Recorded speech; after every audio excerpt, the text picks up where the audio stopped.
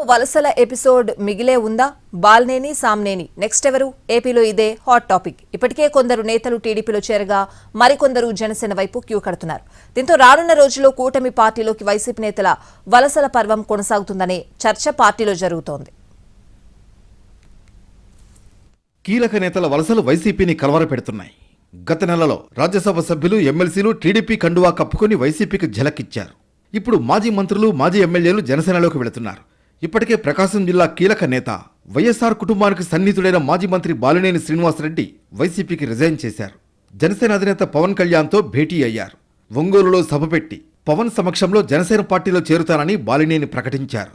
అటు మాజీ ఎమ్మెల్యే సామినేని ఉదయభాను కూడా వైసీపీని వీడి జనసేనలో చేరాలని నిర్ణయించుకున్నారు. 6 సార్లు ఎమ్మెల్యేగా పోటీ చేసి 3 సార్లు గెలిచి 2 సార్లు విప్గా చేసిన జగ్గయ్యపేట మాజీ ఎమ్మెల్యే ఈ నెల 22న పవన్ సమక్షంలో వైసీపీలో చేరుతానని ప్రకటించారు. వైసీపీలో ఉన్న కాపు నేతలు జనసేన వైపు చూస్తున్నట్లు తెలుస్తోంది. ప్రస్తుతం జనసేనలో చేరుతున్న వారిలో కాపు సామాజిక వర్గం వారే ఎక్కువగా ఉన్నారు.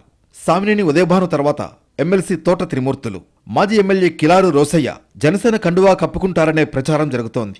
పవన్ నుంచి గ్రీన్ సిగ్నల్ రాగానే వరుసగా నేతలు పార్టీలో చేరతారని పొలిటికల్ సర్కిల్లో టాక్ వినిపిస్తోంది. నేతలు కూటమి పార్టీల వైపు వెళుతుండడంతో వారిని ఆపేందుకు వైసీపీ అధిష్టానం ప్రయత్నాలు చేస్తుందా లేదా అనే చర్చ జరుగుతోంది.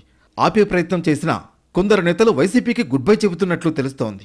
అధికారం పోయాక పార్టీని వీడే వారితో పెద్దగా నష్టం ఉండదనే చర్చ పార్టీలో జరుగుతోంది.